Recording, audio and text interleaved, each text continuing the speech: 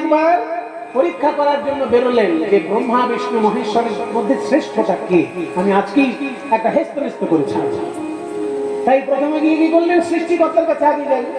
সৃষ্টিকর্তা ব্রহ্মা, তোমার সৃষ্টির মধ্যে এত গন্ডগোল কেন, সেটা আগে আমাকে হিসেব দাও। কারোর একেবারে চোখ নাই, আবার কারোর গাদা গাদা চোখ। আমি মানুষকে ধরছি না, মানুষের তো মাত্র দুটো চোখ। কারোর চোখ নেই। কোন কোন প্রাণী আছে না চোখ নেই, যেমন কেঁচো, কেঁচোর চোখ নেই। তাহলে কোন কোন প্রাণী আছে যার চোখই নেই। আবার কারোর কারোর হাজার হাজার চোখ আছে। কার গো? হ্যাঁ,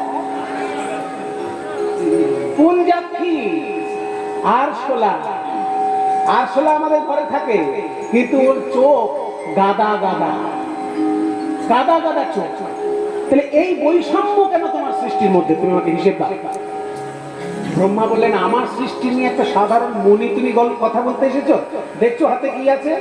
আমি সারাক্ষণ যজ্ঞ করার জন্য হাতে অগ্নি পাত্র রাখি। এই অগ্নিপাত্র তোমার উপর ছুড়ে দিলাম। যেই না অগ্নিপাত্র ছুড়ে দিল, ভৃগুমুনি ছুটতে লাগলেন। কেন ছুটতে লাগলেন? না, অগ্নিপাত্র যদি আমায় ভস্মীভূত করে দেয়, তাহলে আমি প্রমাণ করতে পারবো না কে শ্রেষ্ঠ। তাই অগ্নিপাত্র ছুটছে, আর ইনিও ছুটছেন। ছুটতে ছুটতে শিব ঠাকুরের কাছে এসে দাঁড়িয়েছে। এই যে দেবাদিদেব মহাদেব, তুমি তো বিরাট বড় একটা উপাধি পেয়েছো, দেবাদিদেব মহাদেব। সত্যি তুমি দেবতাদের মধ্যে খুব সহজে সন্তুষ্ট হয়ে যাও। তোমাকে সন্তুষ্ট করতে বেশি কাঠখড় কারোরই পুরাতে হয় না।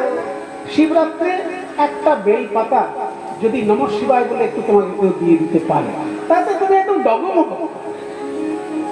খুশিতে 8 খান না, খুশিতে 64 খান হয়ে যাবে। খুব ভালো কথা।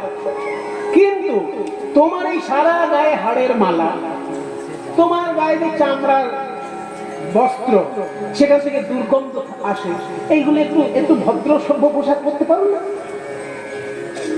যেই না বলেছে, শিব ঠাকুর রেগে গেছেন যে তুমি আমার পোশাক দেখতে এসেছো, আমার গুণ দেখতে এসেছো। আমি নাচের গুরু, আমি গানের গুরু, আমি বাজনার গুরু, আমি অভিনয়ের গুরু, আমি তন্ত্রশাস্ত্রের গুরু, আবার আমি যোগ সাধনার গুরু, আমি ব্রহ্ম জ্ঞানেরও গুরু।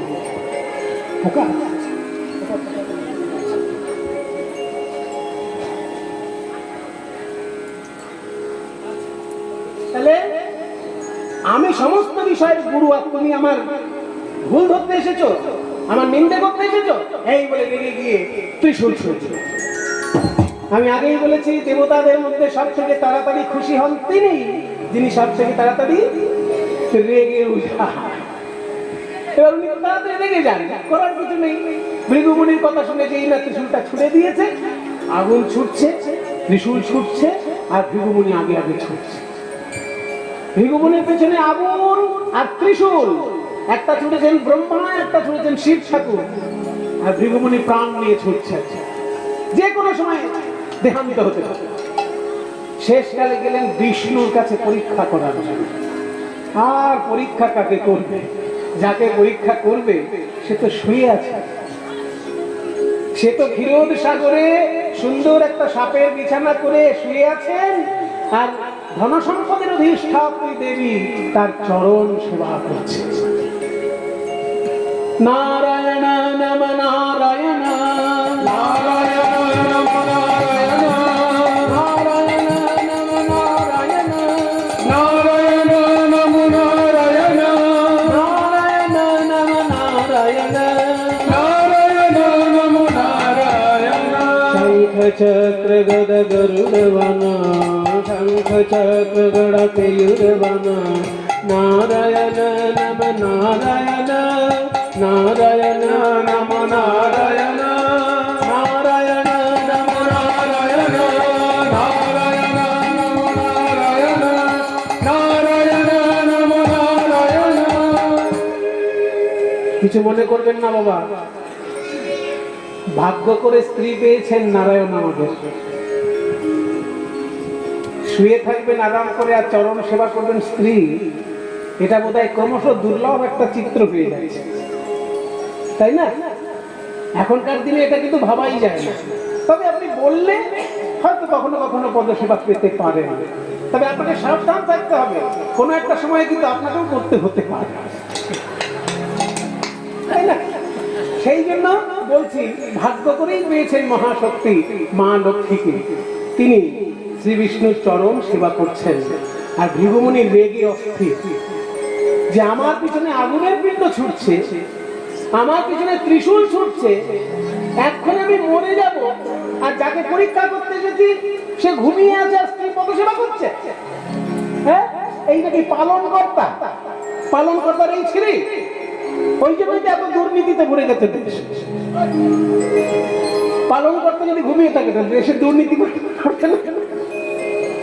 দেশে এত দুর্নীতি কেন? এই তাকে বিষ্ণু ঘুমিয়ে আছে। শাস্ত্র আবার বলছে বিষ্ণু ঘুমায় 4 মাস, 8 মাস উনি জেগে থেকে পালন করেন, আর 4 মাস উনি ঘুমিয়ে থাকেন।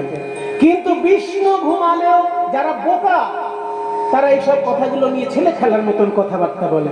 বলে দেখো তোমার ভগবান যদি ঘুমিয়েই থাকে তো কি করে দেশের ভক্তগণের কৃপা করবেন কি করে? আরে ভাই, ভগবান ঘুমালেও তার শক্তি ঘুমায় না। কেউ কোথাও শুনেছেন যে বিষ্ণু ঘুমাচ্ছে আর লক্ষ্মীও ঘুমিয়ে গেছে? বিষ্ণু ঘুমিয়ে থাকলে লক্ষ্মী ঠাকুর তার পদসেবা করছেন। তার মানে কি? ওই মহাশক্তি দেখে রাখছেন সারা বিশ্ব ব্রহ্মাণ্ড। বিষ্ণুর রাজ্যে কোথাও যাতে কোনো অন্যায় না হয় উনি কিন্তু দেখে রাখছেন। বিষ্ণু ঘুমালেও তার শক্তি ঘুমায় না। ভগবান ঘুমের ভান করেন। ভক্তদের কাছে সেবা না পেলে ভক্তরা আনন্দ পায় না।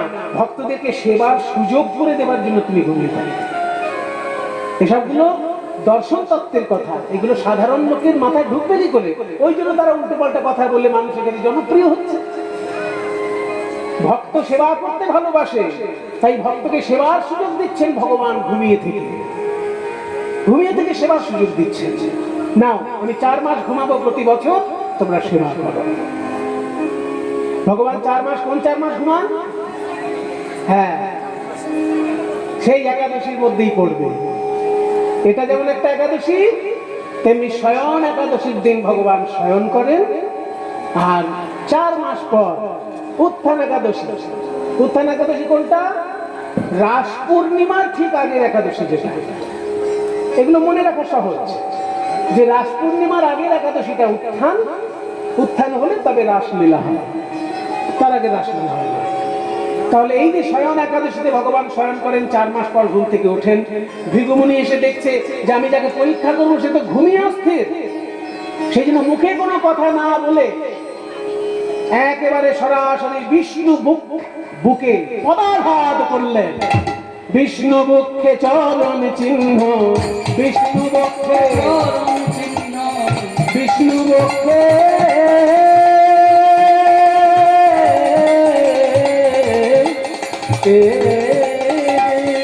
বিষ্ণু বক্ষে চরণ চিহ্ন, বিষ্ণু বক্ষে চরণ চিহ্ন, বিষ্ণু বক্ষে চরণ চিহ্ন, কপালের লেখা সময় নাহি জানি যদি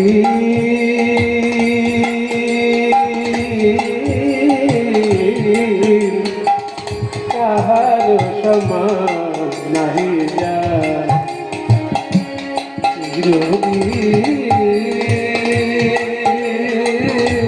কাহার সমান নাহি জানি।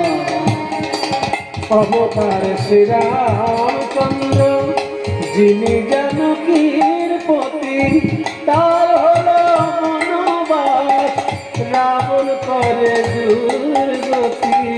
অবতার শ্রীরামচন্দ্র যিনি জানকীর পতি, তার হলো মনোবাস রাবণ করে দুর্গতি। আগুনে পুড়িল না, আগুনে পুড়িল না, আগুনে পুড়িল না, আগুনে পুড়িল না। ললাট লিখন খন্ডায় কাহার সমান নাহি যায় চিরদিন।